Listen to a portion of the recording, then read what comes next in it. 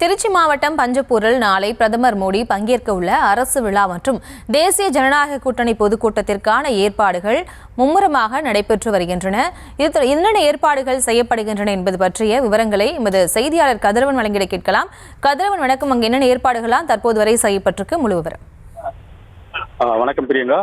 திருச்சி மாநகர் பஞ்சப்பூரில் நாளை மாலை அரசு நலத்திட்ட உதவிகள் வழங்கும் விழா மற்றும் தேசிய ஜனநாயக கூட்டணி பொதுக்கூட்டம் நடைபெற உள்ளது.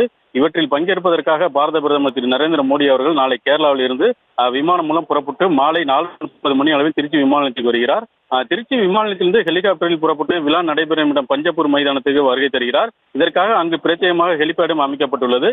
அன்று மாலை 5:30 மணிக்கு இந்திய எண்ணெய் நிறுவனங்களான IOCS, PP, RIS மற்றும் தேசிய நெடுஞ்சாலை ஆணையம், மத்திய அரசு பொதுத்துறை நிறுவனங்கள் சார்பில் நடைபெறும் அரசு விழாவில் பாரத பிரதமர் நரேந்திர மோடி அவர்கள் பங்கேற்று பல கோடி ரூபாய் மதிப்புள்ள முடிவுற்ற பணிகளையும் தொடங்கி வைத்தும் புதிய திட்டங்களுக்கும் அடிக்கல் நாட்டியும் பேசுகிறார். பின்னர் அதே பகுதியில் அருகில் மாலை 6:30 மணி அளவில் தேசிய ஜனநாயக கூட்டணி சார்பில் பொதுக்கூட்டம் நடைபெறுகிறது. இதில் பாரத பிரதமர் நரேந்திர மோடி அவர்கள் கலந்து கொண்டு சிறப்புரையாற்றுகிறார்.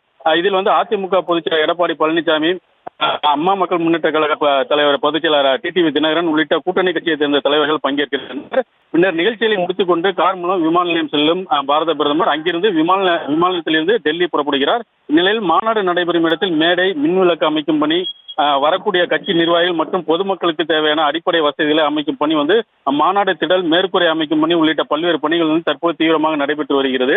பிரதமர் நரேந்திர மோடி திருச்சி வருகையொட்டு நாளை திருச்சி மாவட்டத்தில் போக்குவரத்து மாற்றம் செய்யப்பட உள்ளது. குறிப்பாக விழா நடைபெறும் இடம் பஞ்சப்பூர் ஒருங்கிணைந்த பேருந்து நிலையத்தில் அருகே இருப்பதால் அந்த பேருந்து நிலையத்திற்கு செல்லக்கூடிய பேருந்துகள் மாற்றுப்பாதையில் செல்வதற்கான அறிவுறுத்தப்பட்டுள்ளது. மேலும் கனரக வாகனம் மாற்றுப்பாதையில் செல்ல வேண்டும் என காவல்துறை தரப்பில் தெரிவிக்கப்பட்டுள்ளது. போலீசார் மட்டுமின்றி தீவிர கண்காணிப்பில் தற்போது ஈடுபட்டு வருகின்றனர்.